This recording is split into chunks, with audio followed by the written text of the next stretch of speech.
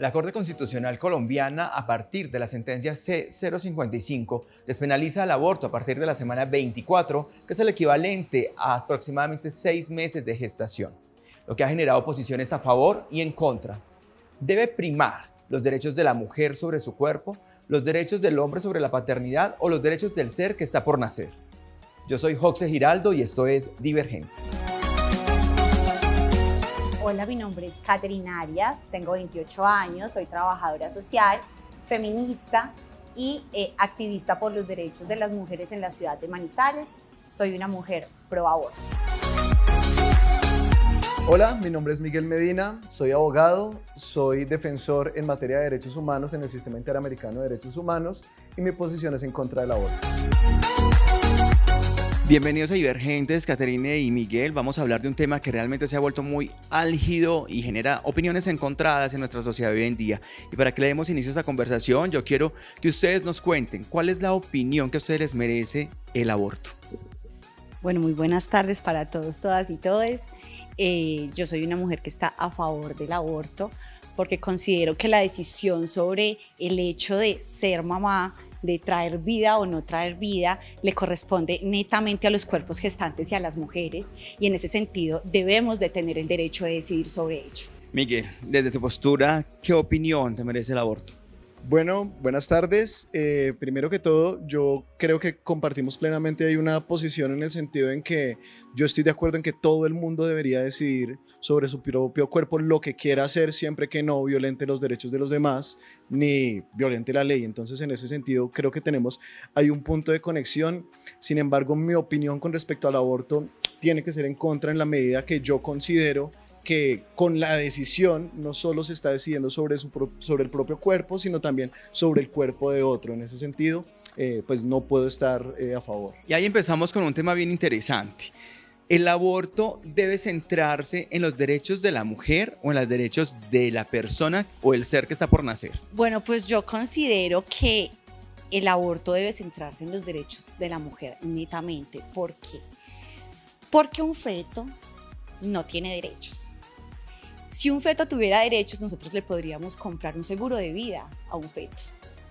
Es más, un feto debería de, por ejemplo, poder, si la madre se muere, pues heredar los bienes de esa madre. Pero ¿qué pasa entonces cuando hay un aborto espontáneo? ¿Qué pasa entonces en esos casos en los que no llega a término ese embarazo? Entonces, lo que se pone en riesgo ahí es netamente la vida de la mujer.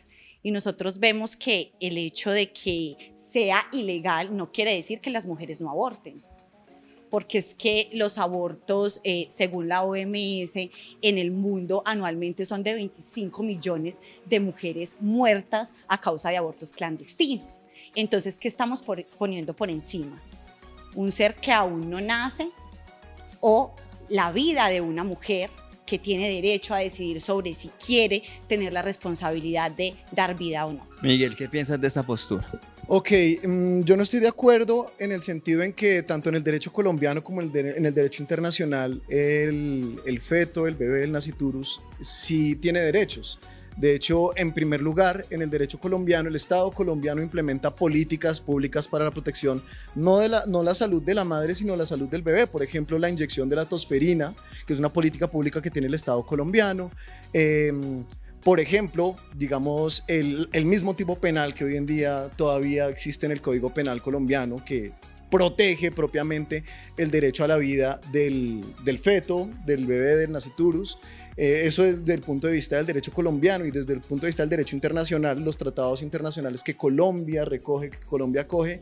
La Convención Americana en su artículo 4 indica que toda persona tiene derecho a que se respete su vida. Este derecho estará protegido por la ley en general a partir del momento de la concepción. Es decir, una norma de rango constitucional nos está diciendo que el derecho a la vida existe desde el momento de la concepción. La Convención de las Naciones Unidas sobre Derechos del Niño protege los derechos de los niños tanto antes como después del nacimiento. De hecho, ninguna norma internacional considera, digamos, en contraposición, el aborto como un derecho como tal.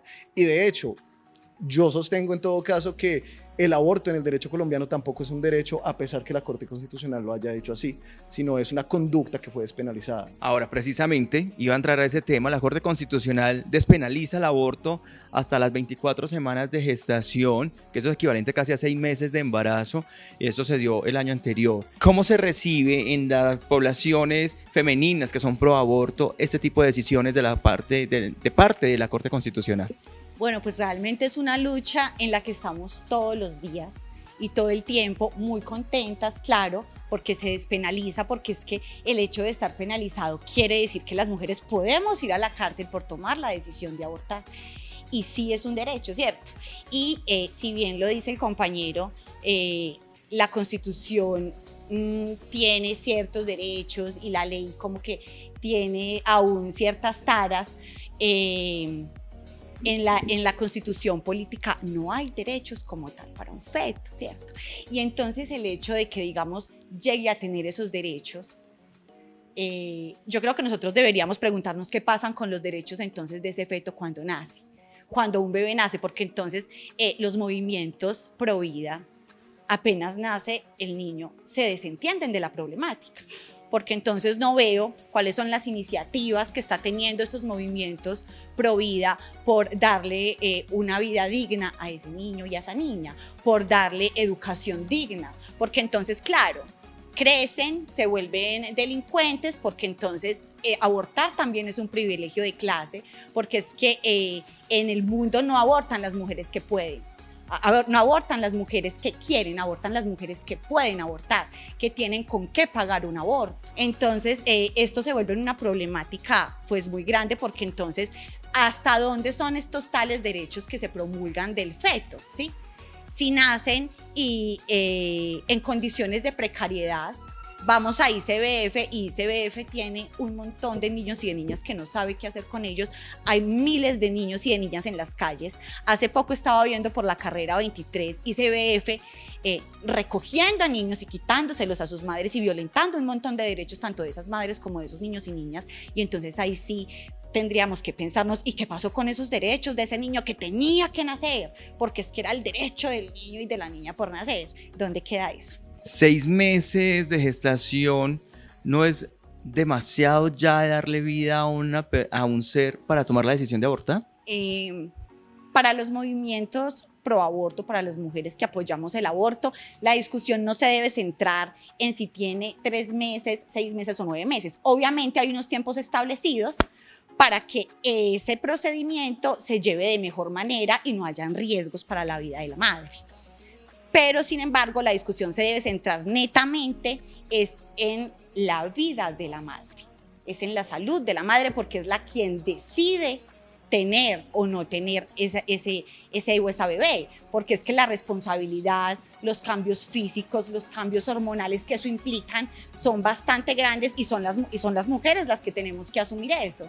Entonces, no estamos de acuerdo en que se diga es que ya está muy grande a los 6 meses, porque es que una mujer debería poder abortar en cualquier etapa. Bueno, un poquito aquí estas posiciones se van encontrando. Miguel, yo quiero desde la parte del derecho que nos aclares un poquito ese tema. Listo, la Corte Constitucional despenalizó, pero eso no significa que haya un derecho. En efecto, yo quisiera hacer una precisión ahí antes, y es que el artículo 93 de la Constitución colombiana acoge dentro de la misma Constitución, bajo la figura del bloque de constitucionalidad, los tratados internacionales, entre otras cosas en materia de derechos humanos, como la Convención Americana. Es decir, la misma Constitución, entendiéndola como bloque de constitucionalidad, sí reconoce el derecho a la vida de los no nacidos, de los fetos o del naciturus.